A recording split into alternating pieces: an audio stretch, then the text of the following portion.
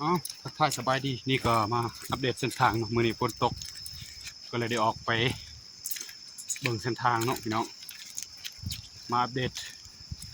เส้นทางใต้บ้านหาปากทาง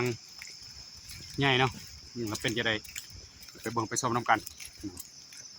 FC ทั้งลาวและต่างประเทศที่เคารพนี่ก็สิไปอัปเดตเส้นทางที่เขาเฮ็ดแล้วเป็นจะได้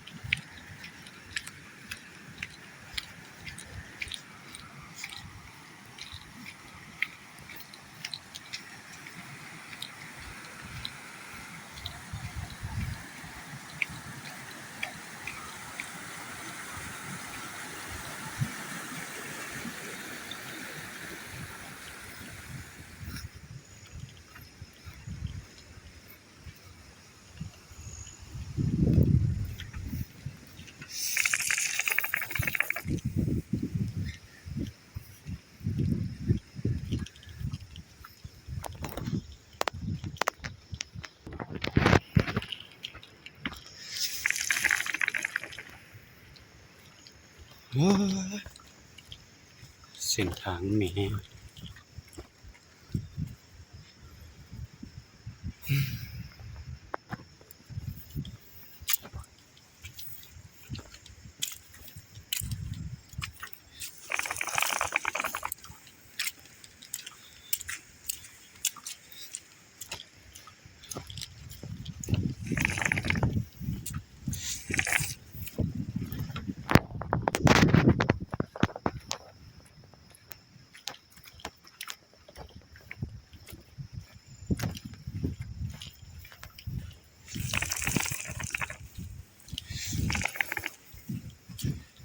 โคตรเส้นทางนี่ก็ได้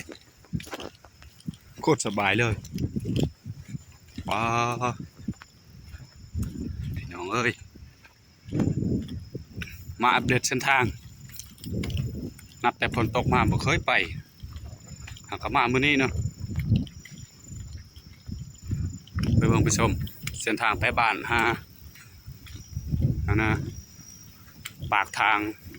ใหญ่นี่ประมาณนี้แหละ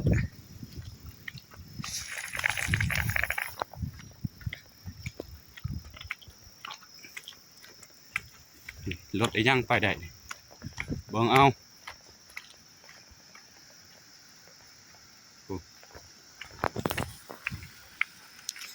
นี่แหละป้าโอ้นี่เดทไทย FC เบิ่งลัดผักลัดนะได้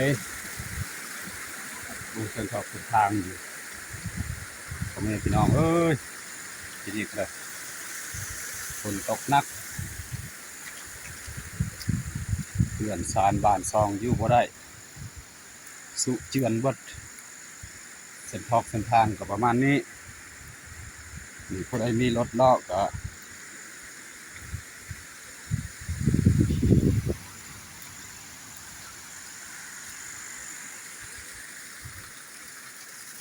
เบิ่งเอา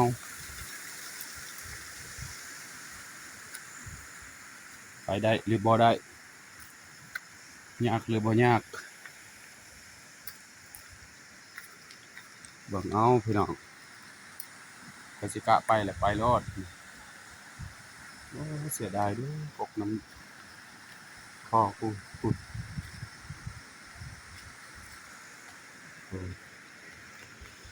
สิมาอัปเดตให้ FC เบิ่ง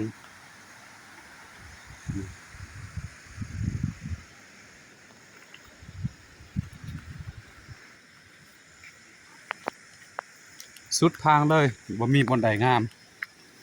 และบ่มีบอนใดที่มันคุบ่เจือนเบิดคุเบิด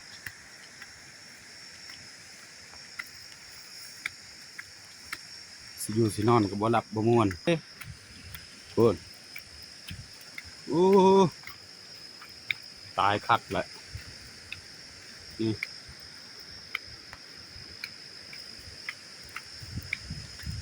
สิไปสิมาก็คอยระมัดระวังหน่อยเด้อ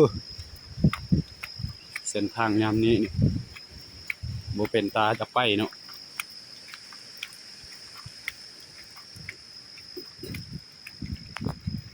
น้อยโอ้ยพอไหมพี่น้องเอ้ย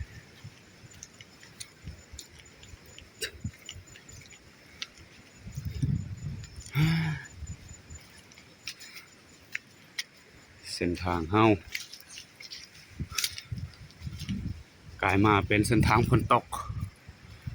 มาเป็นแบบนี้เฮ้ยอียาว่าอยากสิเว้าแหละ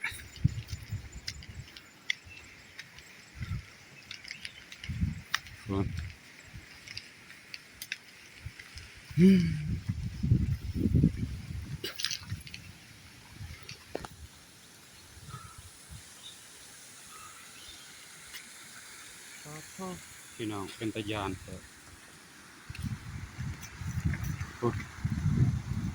โอ้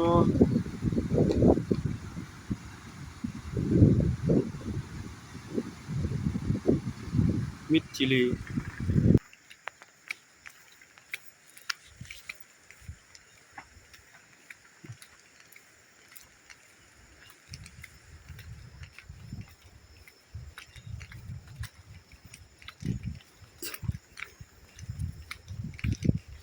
ดูเต็มพี่น้องเลยบนมีบอลเวนบ้าทุกตายต้นประชาชนบ่มีแนวกินแนวอยากสิไปหาซื้อข้าวซื้อน้ำก็บ่ได้รถก็ไปมาบ่ได้พี่น้องขาดเบิดว้า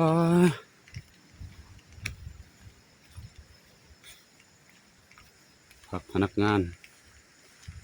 ที่เดินเฮ็ดเวียกกับเบิ่งช่วยกันเด้เส้นทางเป็นจะได้เบิ่งเมืองก็ไปติลงเลิกทางพุ่นลงเลิกทางใดขอให้เบิ่งนำแน่เส้นทางนี้พอไปได้บ่หรือเป็นจังไดก็อย่าลืมกดไลค์กดแชร์และกดติดตาม2 ทาง YouTube กับ Facebook TikTok คือกันเนาะพี่น้องเป็นบวกหรือว่าเป็นจังไดเป็นน้ำบ่นี่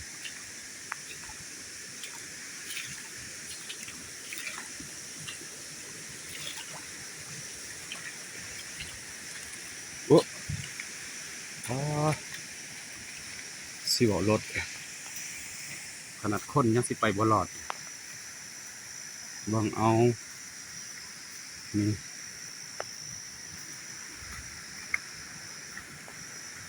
ปัดโถพี่น้องเอ้ยนี่แหละ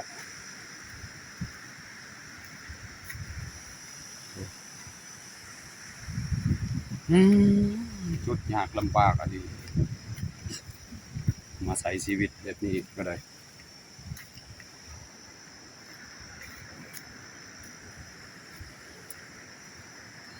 แต่แม่นความคือเขาว่าบ่อยากให้ใจ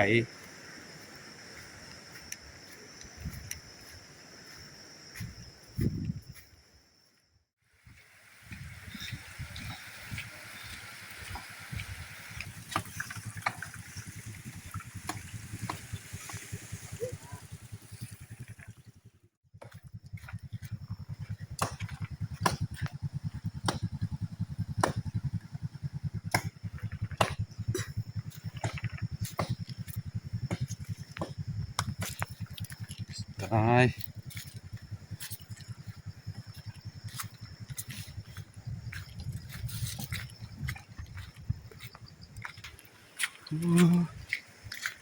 เป็นตาพี่น้องเลยเส้นทางก็ได้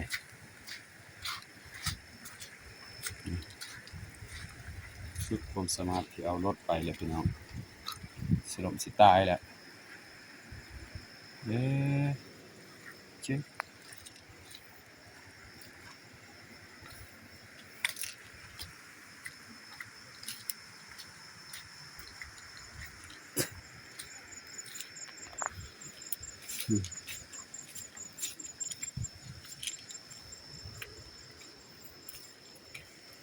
เบิ่งเอาพี่ตก็aja saya mau aja deh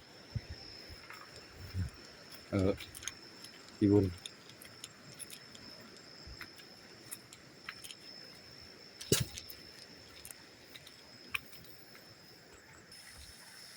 นี่ก็ไก่สีหอดเส้นทางหลวงว่าถ้าเบิ่งเส้นทางหลวงเป็นจังไดเลยเบิ่งแต่ว่าเส้นทางเข้าบ้านเฮานี่บ่เป็นตาแหละนี่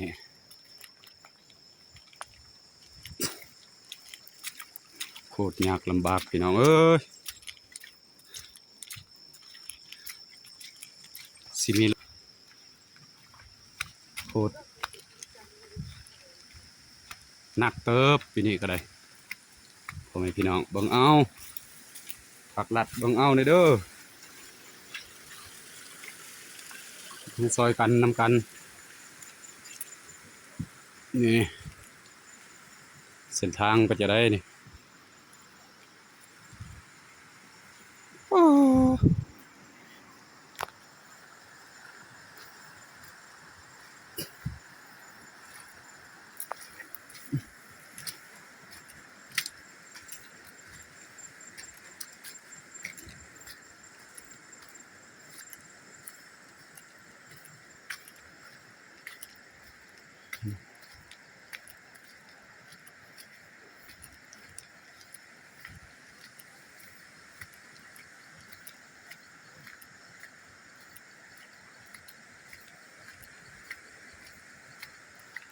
นี่ก็ฮอดฟังแล้วฮอดฟังน้ำแล้วมาอัปเดตน้ำเนาะมันขึ้นปีนี้ก็ได้ฮอดนี่แล้วฮอดชุดนี้ก่อนฮะที่เหลือคือขาด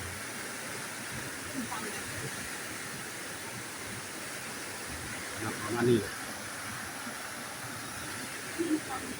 ฟังตาม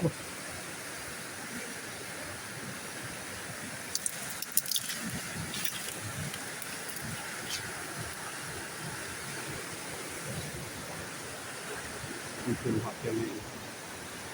ตอนนี้แหละ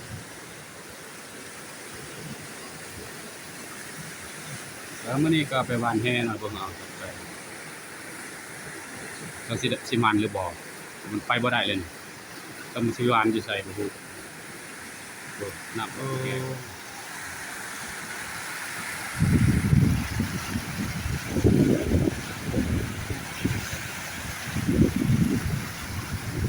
คลิปนี้ก็จบเพียงเท่านี้อยากติดตามชมเบิ่งในคลิปต่อๆไปสีสร้างและสีหาเนื้อหาที่ดีๆเอามาฝากมาตอนให้เบิ่งคลิปต่อไป